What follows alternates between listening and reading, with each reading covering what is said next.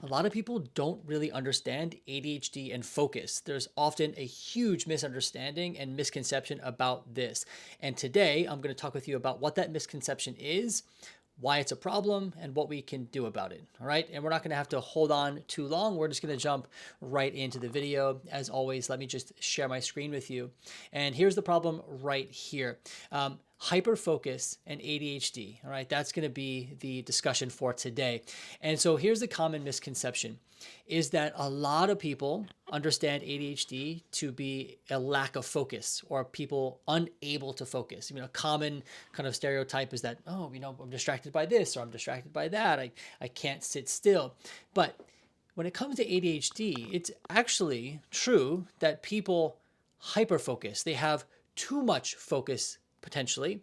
But the issue is that we focus on the wrong thing at the wrong time, right? So for example, we need to be writing our monthly report for work, but instead we just finished an entire novel in the last 4 hours because we couldn't stop reading it. So it's not so much the lack of focus, but it's focusing on the wrong thing at the wrong time. And we have to understand this because if we don't actually address the issue properly.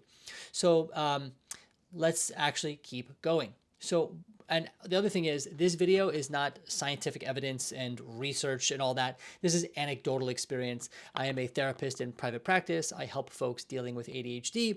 And so we're talking about hyperfocus all the time. All right. So I just mentioned this, but let's go a little bit deeper. So what exactly is hyperfocus?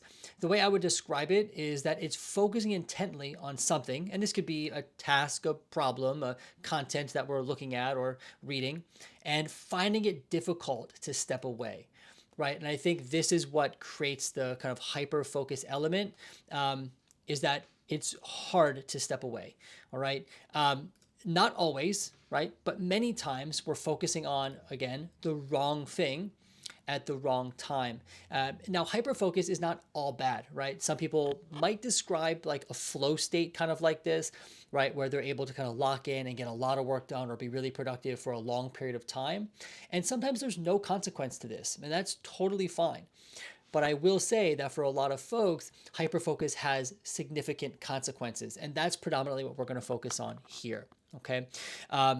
Now, when people are hyperfocusing, things they'll describe are being oblivious to the surroundings, right? So kind of locked in, tunnel vision, not aware of people, maybe even people talking in the background or kind of what's going on around them, just really locked in.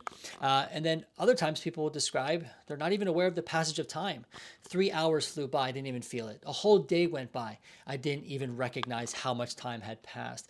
And these are some things that people describe when talking about hyperfocus. Okay. Now, why is it this sounds quite good, right? If I can lock in and get all this work done or be really productive, why is this a problem?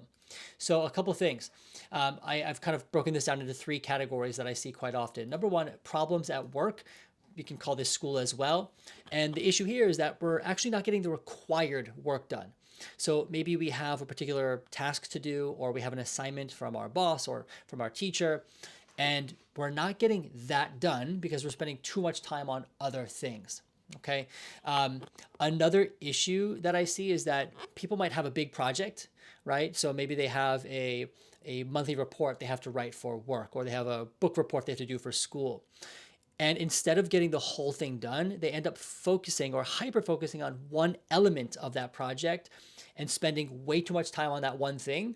And then they don't do the other things, or they don't apply as much as they should to those other things, causing a lot of issues. And I see this a lot too, where people will do the work project, but they'll end up hyper focusing on a particular element. And obviously this can cause a lot of problems because most of the time the teacher or the work environment, whoever you have to do this work for, is not necessarily expecting you to be hyper-focusing on one particular element. And although that element might be really good and done really well, it's not exactly what they were asking for. So I kind of call this not getting the required work done as we should. And so that can cause a lot of problems, okay? And I also know there's overlap to some of these. Problems in relationships. So, if we're hyper focused, we can obviously be unaware of people's needs at times. So maybe people have been asking for your help and you have been unable to get up from your desk, or people have been asking for you to spend time with them and we have not been able to do that. Less time to devote to the relationship, right? If we're able to pass 8 hours just locked in, or we get sucked into this or that and hours go by, those are hours that we're not spending in the relationship. And this is, I'm mentioning this across all kinds of relationships, whether that be friendships or spouse or parents, whatever the case may be, but it causes issues in relationships. And then of course it can cause personal problems as well. So on one hand, other responsibilities can pile up, right? So if we hyper focus on this one thing, all the other things that we need to be doing that we're not putting our attention towards can pile up, right? So let's say, for example, we focus a lot on a particular hobby that we really enjoy.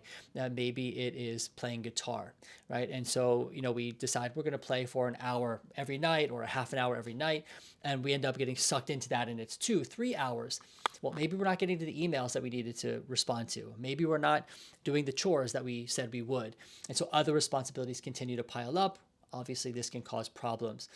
Another big one is being unable to or struggling to be present in the current moment, right? So maybe we are, maybe we're on vacation, or we are, let's say we have a day off or something, and, our intention is just to be present. Maybe we have friends or family, and we want to enjoy the moment as is without much distraction.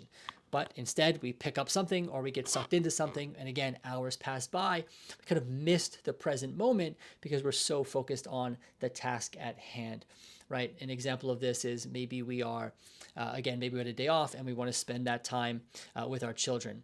But we ended up picking up a book and then became fixated on that, and we're hyper focused on reading the book for the remainder of the day and really just doing all we could just to get back to the book, kind of missing the day, right? So this is something we see a lot. And the other thing that begins to happen is that stepping away from, I call it the thing, or the element that we're hyper focused on, can be really distressing. So it can cause anxiety, it can cause frustration, it can cause conflict. And so we have that element as well. Okay, so I mean, you probably already knew this, but these are some major issues that come with hyper focus. Now, the good part is, what can we do about it? So a couple of things that we need to keep in mind. Number one is that when it comes to hyper focus, the first way we intervene is by learning distress tolerance, or increasing our ability to tolerate distress. And this is because it's distressing to not hyperfocus, right? When you pull someone away from the hyperfocus, you ask them to step away, it can be really, really difficult and feel quite bad. And so people get it wrong when they try to just not hyperfocus or not fixate on a particular thing. It is going to happen. We're going to have that desire to do it. So we have to be ready to tolerate that distress. And so that's usually the first thing we want to think about. All right. Now, more practically speaking, is how do we begin to actually step away from the hyper focus, especially if we are all kind of engrossed in it. So we have to actually come up with a couple ways to pull us out of the tunnel, if you will, right? They usually need to be a little bit obnoxious or a lot obnoxious, because again, we might be oblivious to our surroundings or kind of locked in. So we can have loud alarms that are set ahead of time. We can ask other people to help us, tap us on the shoulder, move us, that kind of thing. Maybe a combination of this. The means doesn't really matter, but it needs to be loud, audible, and it needs to break the focus in some regard or in some way. It gives us an opportunity to choose. Am I going to continue to do this or hyper focus, or am I going to work on the distress tolerance and step away? Okay. Now, the other thing is we have to prepare in advance to feel distressed. So we need to have some insight into what we tend to hyper focus on, what are some of those triggers, and then ahead of time, we can prepare to feel distressed when stepping away from said task. So let's say, for example, I know that I get sucked into reading emails at the end of the day, right?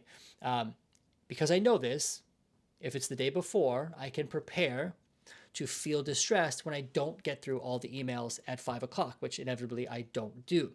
So the night before, I can say, okay, I know I'm going to feel distressed. This is how I'm going to manage that. Right. And so then rather than being caught off guard again because we're hyper focusing and we can't step away, we're prepared to feel that way. And then so what can we do though as we start to feel distressed? Number one is we're basically creating a transition period. And for folks with ADHD, transitions are very, very difficult. So we want to plan, I call this kind of a ramp down, right? So let's say we're hyper focusing on one thing, we've broken the focus, and we're really trying our best to step away. You don't want to just jump into another task or have to just get up and go right away. That's really hard. We want to kind of gradually ease into that next thing that we have to do. So we want to try our best to create buffer time, and this is why we have to plan ahead. So if we know we want to leave the office by 5, we want to stop reading emails by 5, it's hopefully not at 5:05 that I've got to catch my train or get in my car, but maybe it's 5:20. And so then we have that 20 minutes and we use that time, right, to kind of gradually ease into the next activity. And during that time, we can incorporate some calming things to do. We could do things like going for a walk. We can just sit down and take some deep breaths. You can grab a snack. I mean, there's a lot that we can do.